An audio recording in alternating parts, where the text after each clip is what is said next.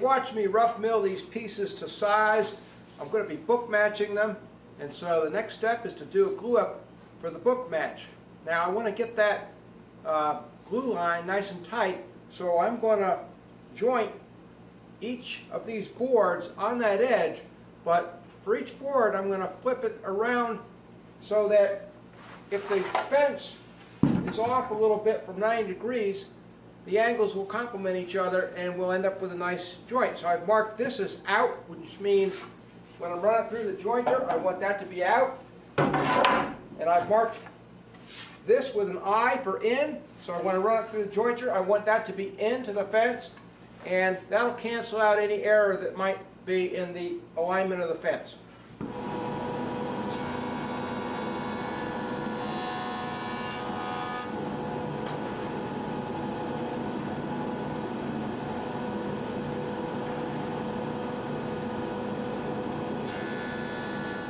I'm just doing very simple butt joints to make these book match panels. Use a little Type-On 3. And one of the things I did before I got to this point was to, after I jointed the center edge there, I ran all these boards through the ripsaw to make sure that the outside edge was perfectly 90 degrees to the face, so that these clamps won't have any tendency to cup the joint.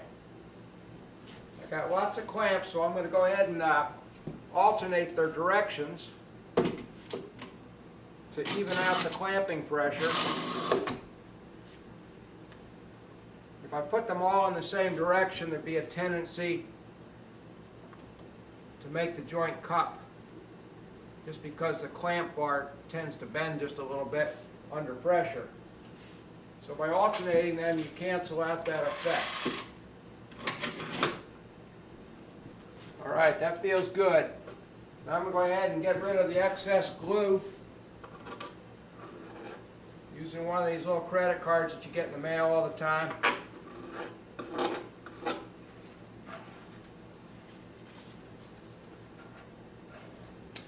I'll have to wait to do the other piece because I ran out of clamps.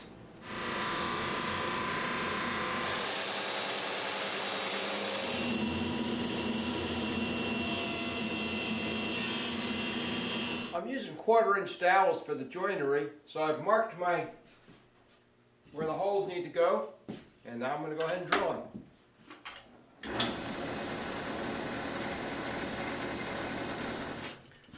Drilling these horizontal holes is a little more challenge. I had to lower the shopsmith into the horizontal boring mode.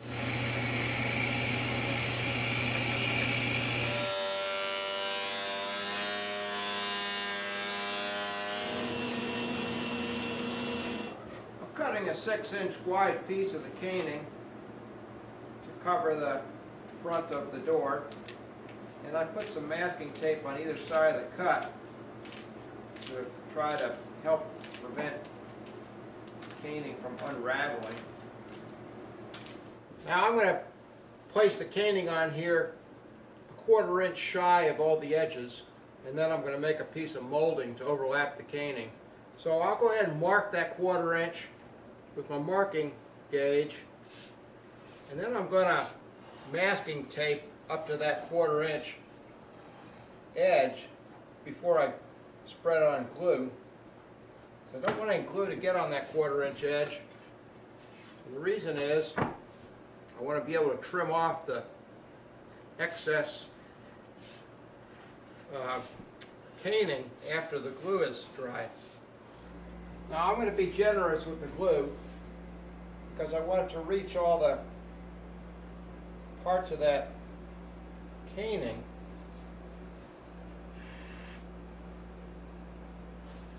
Now you can see why I used the masking tape.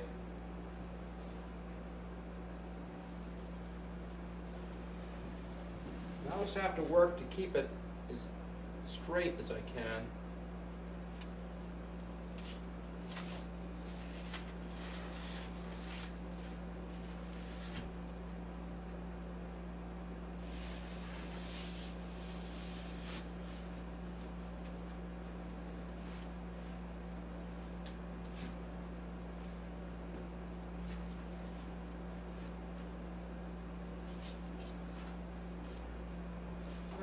I'm going to use my veneer saw for cutting the cane back to this face, and that'll give me a good reference point for further measuring. Veneer saw works good because it's got little tiny teeth, and this is kind of a lot like cutting veneer. A nice clean cut on that side. Do the same thing on the other side and we'll be all set. Now, in order to cut that 1/4 inch of cane off, I've just set my saw height to just the height of that material, and with the 1/4 inch spacing, and I'll just rip it. I went ahead and put tape on here just to help prevent any tear out that might happen.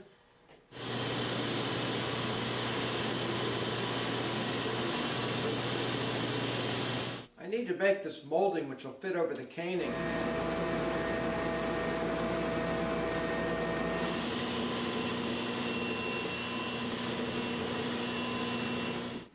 I'm going to use my compound miter saw with a fence I made for cutting angles to give me a little backing for the piece so I don't get blowout.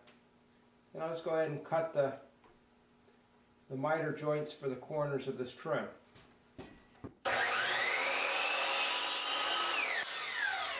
And then I glue the trim in place using a lot of little spring clamps.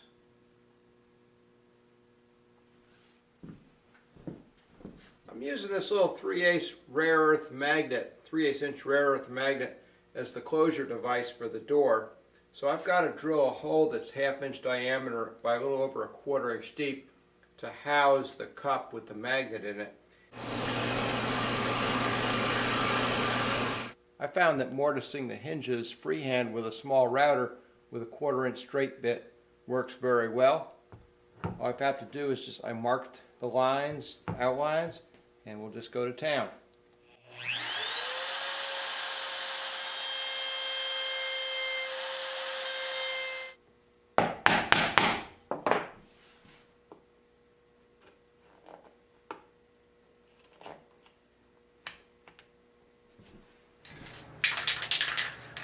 I'm using Deft clear wood finish semi-gloss on this.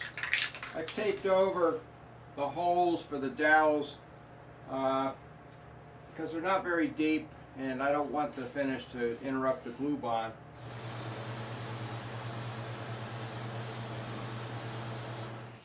I'm going to install the 1/4 inch dowels into the pieces that have short grain first to make sure I get a good, as deep as possible homing of the dowels.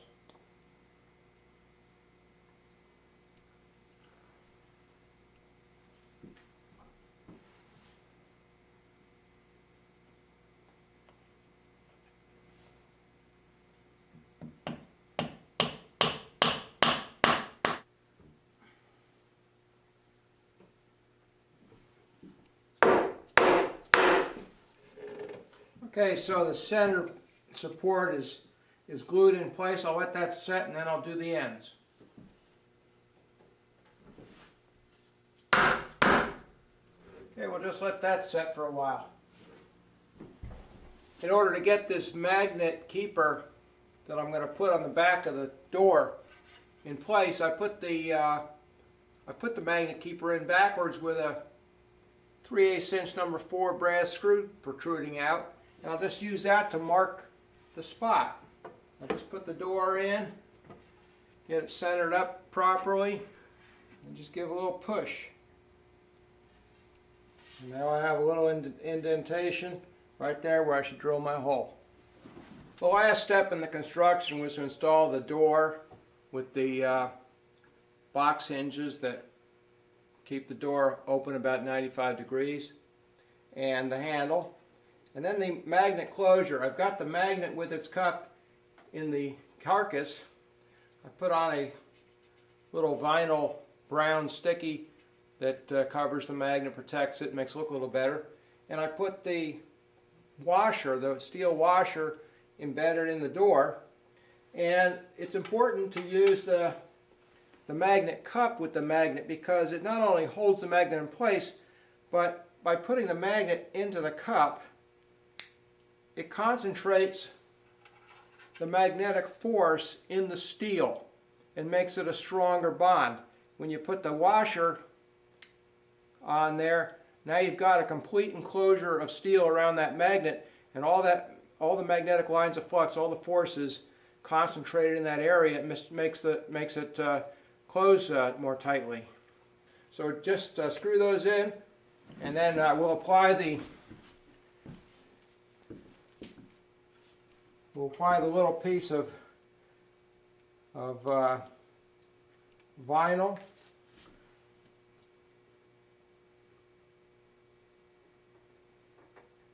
Now this doesn't close with great force, it just kind of holds it closed. Very gently. Just very gently holds it closed. You don't want any, monster closing, you just want it to be gentle.